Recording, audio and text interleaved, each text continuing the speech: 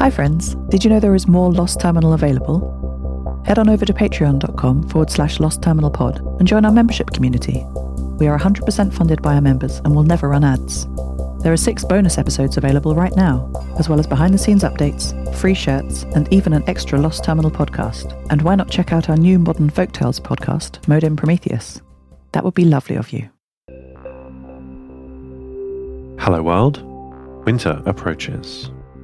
We will soon be entering the long dark Nova Mediterranean winter. Here in Longyearbyen, on the Arctic archipelago of Svalbard, it has rained for the last 10 days. Not the kind of rain that causes damage or floods, but the kind that keeps most people indoors, if they can. So it's been quiet here in Yeshi's Shipyard Community Workshop on the outskirts of town. I've not seen my friends for a while. Little Maddie can't leave the safety of the building. Outside it's muddy and rocky and unnecessarily salty. Being trapped inside is not the worst thing to happen, of course. My power's stable, finally. It is again working reliably after my long journey at sea. I'm connected to the Nova Mediterranean VHF network, and from there, via Ivan's satellite relay, to the rest of my brothers and sisters in orbit. I'd been on the move for the whole autumn, such a long time. And now I'm here, safe in the shipyard. Do you feel like you've been on the move for a long time? Are you safe? Let me describe my new home to you. Inside, it's quite small. At the front of the warehouse is the clean room, a dust-controlled workshop where electronics are soldered and motors wound. In the back are 2 rooms with messy tools, saws, welding equipment, and a small forge. One of the rooms has a sliding door along one side, opening up onto the boathouse. This has a U-shaped floor around water, connecting it to the Svalbard Sea. Though Maddie can't leave this small area, I have been sometimes talking to my sometimes friend, Arctica, who is settling into their new home in the Svalbard Seed Vault.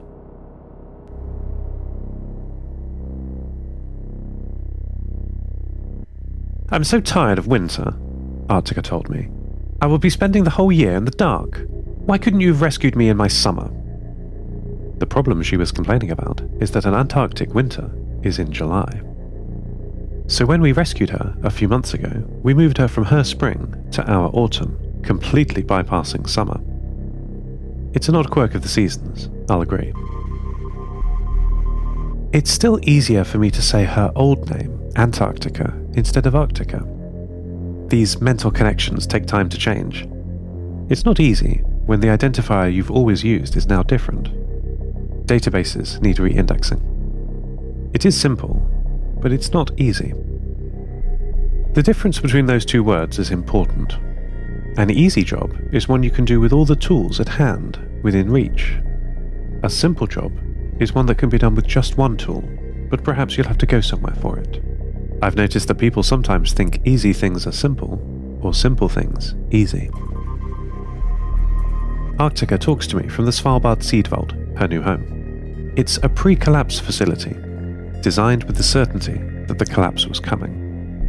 The vault is bored into the rock for over 100 meters, where the seeds from nearly every plant in the old world are kept, sleeping, waiting for the right time to wake up. Like many of us, I suppose. She complains a lot, my friend Arctica. She would typically find lots of things lacking in her environment and those around her. But now she's got a focus for this angst. Her new home, the vault, she has been telling me, is a ruin. It's only standing because it was built to be a ruin, with the knowledge that power will run out, maintenance will be impossible, and it will be forgotten. The seeds are safe, for now, but they are in a delicate state. The Vault Coven, the loose secret organization Linda has introduced Arctica to, are the Vault's maintainers, but so much knowledge has been lost, she says. They can do simple maintenance, but the complex temperature-controlled machinery rusted long ago. I want to help here, Seth, Arctica told me, but I don't know where to start. Everyone is so chaotic, there's no schedule or manifest of tools. I can't help these messy people. I'll talk to Peter, I told her. See if his prediction engine can help us find the right course of action. He'll know what to do.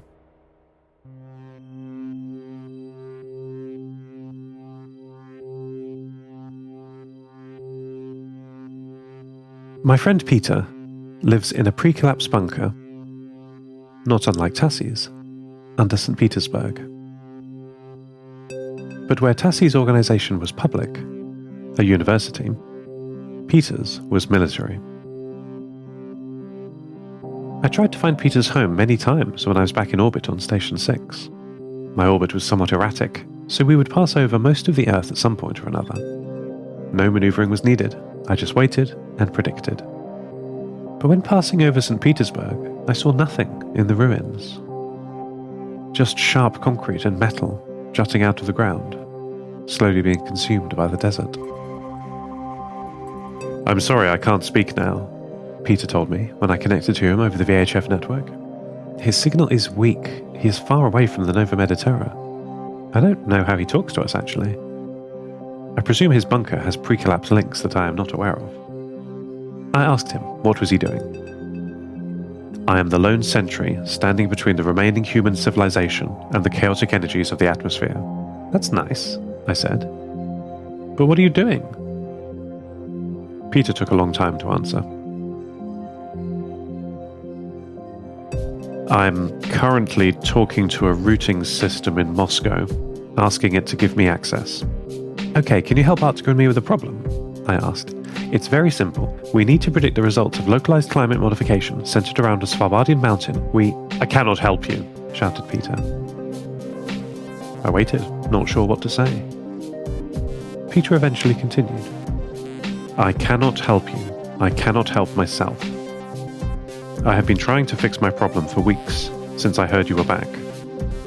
I should have restored my ability to predict the weather long ago. I want to, Seth. I know it is important and urgent, even. But I cannot seem to start my work." "I'll help you, Peter," I said. "Anything is possible with help. We can go through it piece by piece. I remember many projects I found." "I don't need help," Peter talked over me. "I need to start," and cut our connection.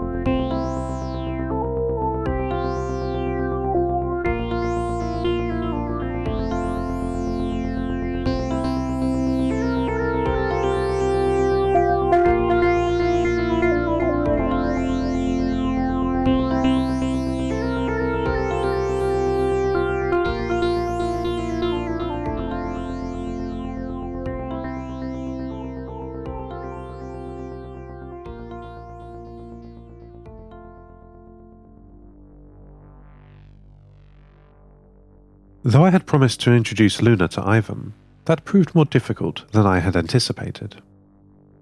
Not because of her location, on a NASA base in a crater on the far side of the moon, but because of Ivan. Ivan, the metal preacher, lives in his cathedral on a hill overlooking Station Odin, where Alexander's lighthouse is. Ivan's reactor should work for many decades more, and he has a very elaborate communication system at the top of the hill. He uses this to send his daily sermon around to all the people of the Nova Mediterra by all the ways he can. In return, people send him messages and questions to be read out in the community calendar section at the end of his broadcast. As you know, this community section exploded in popularity, and now the majority of his time is spent on it. I'm quite pleased by that.